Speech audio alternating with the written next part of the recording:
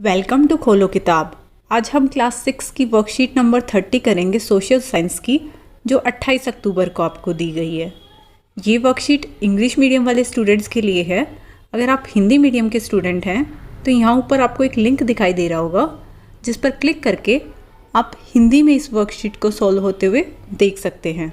ऊपर यहाँ आप अपना नाम लिखेंगे, यहाँ क्लास टीचर का नाम हो जाएगा। इस वर्कशीट नंबर 30 में हमें हड़प्पन सिविलाइजेशन के बारे में ही बताया हुआ है, जो हम पिछली कई वर्कशीट से पढ़ रहे हैं।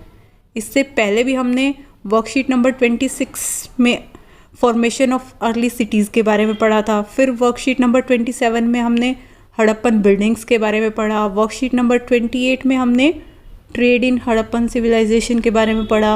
वर्कशीट नंबर 29 में हमने क्राफ्ट्स इन हड़प्पन सिविलाइजेशन के बारे में पढ़ा।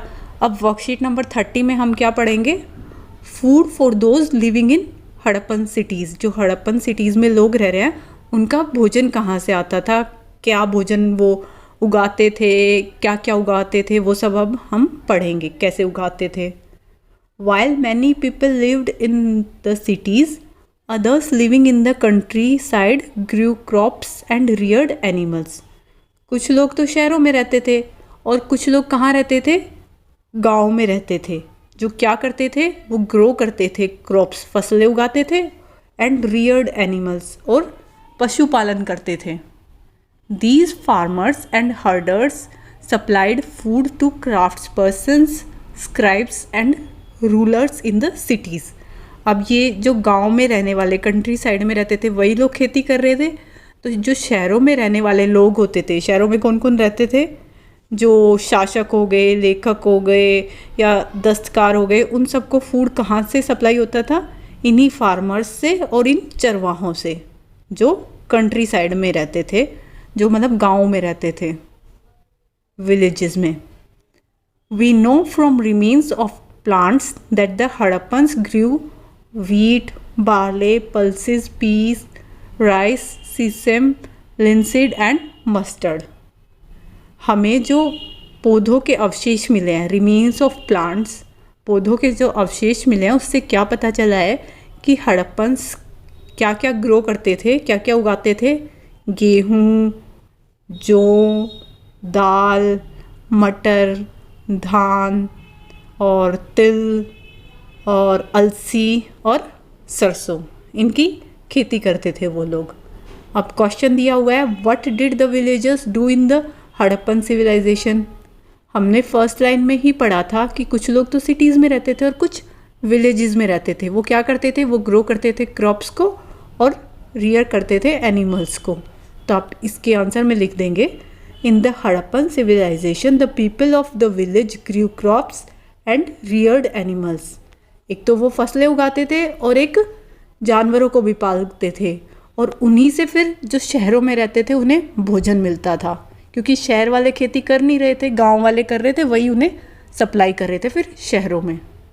नेक्स्ट सेकंड क्वेश्चन है, which crops were grown in Harappan civilization. Harappan civilization में कौन से क्रॉप्स उगाते थे? तो ये भी हमने इस पैराग्राफ के लास्ट में पढ़ा था, कौन कौन से क्रॉप्स वो लोग खेती करते थे, जो हमें रिमेन्स ऑफ प्लांट्स से पता चला, उनके अवशेषों से पता चला है। तो आप इसके उत्तर में लिख देंगे, crops of wheat, barley, pulses, peas, rice, sesame and mustard were grown in the Harappan civilisation. Next, a new tool plough was used to dig earth for turning the soil and planting seeds. खेती करने के लिए, मतलब जुताई करने के लिए, वो किस औजार का इस्तेमाल करते थे? हल का। वो उनके लिए एक नया टूल था, नई, एक तरीके से आप बोल सकते हैं नई बात थी उनके लिए, जिससे वो मिट्टी को खोदते थे और फिर वहाँ बीज उगाते थे।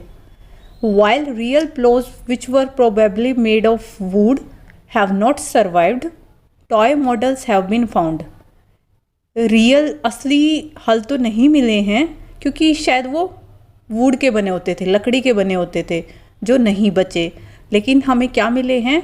टॉय मॉडल्स, खिलौने मिले हैं उसी शेप के, हल की शेप के। ये दिखाया भी हुआ आपको पिक्चर में कि हल की शेप के खिलौने मिले हैं, जिनसे हम कह सकते हैं कि हाँ, उस टाइम पे भी वो लोग हल यूज़ करते थे। एक्चुअल वाले शायद वुड के बने होते थे, और वुड इतने टाइम तक सर्वाइव नहीं कर पाती है, वुड तो डिग्रेड हो जाती है ना। सो क्वेश्चन दिया हुआ है why Harappans plough did not survive. तो ये अभी हमने पढ़ा कि वो शायद वुड के बने होते थे, इसीलिए वो सर्वाइव नहीं कर पाए। इसके आंसर में लिख देंगे the plows of the Harappans period did not survive because they were often made of wood. और वुड सबको पता है बायोडिग्रेडेबल होती है। It is made up of organic fibre which decomposes when it comes in contact with water, wind, insects and other things. आपने घर में भी देखा होगा जो लकड़ी की चीज़ें होती हैं वो धीरे धीरे टाइम के साथ ख़राब हो जाती हैं, उनमें दीमक लग जाती है या फिर वो गल के वैसे ही नष्ट हो जाती हैं।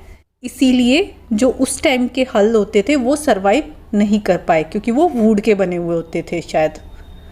नेक्स्ट दिया हुआ है the Harappans reared cattle, sheep, goat and buffalo.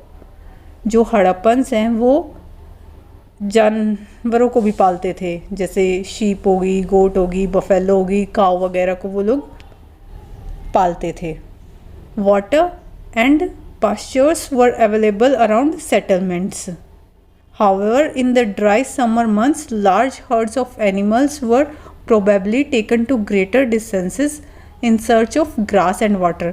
वैसे तो वहाँ उन जानवरों के लिए खाने का, पीने का पानी वानी होता था, बट जब बहुत ड्राई समर मंथ आती थी, मतलब बहुत गर्मियाँ आती थी, तो उस टाइम पे चरवाहे क्या करते थे, अपने जानवरों को दूर दूर डिस्टेंसेस तक लेके जाते थे। किस लिए? ताकि उनको घास और पानी मिल सके। अब इतनी गर्मी होती है, कई बार गर्मी में आपने देखा भी होगा, जब ज़्यादा गर्मी होती है या ज़्यादा ठंड हो जाती है तो जो पहाड़ों में जानवरों को पालते हैं वहाँ बर्फ़ इतनी पड़ जाएगी, उनको खाने के लिए चारा कहाँ से देंगे, तो वो नीचे की तरफ आ जाते हैं ताकि अपने जानवरों को चरा सकें। वैसा ही वो लोग भी करते थे कि समर आ गई है, सूखा पड़ रहा है, बिल्कुल वहाँ पौधे वगैरह है नहीं, तो अब अपने जानवरों को लेके बहुत ग्रेटर डिस्टेंसेस तक भी ट्रैवल करते थे in search of grass and water.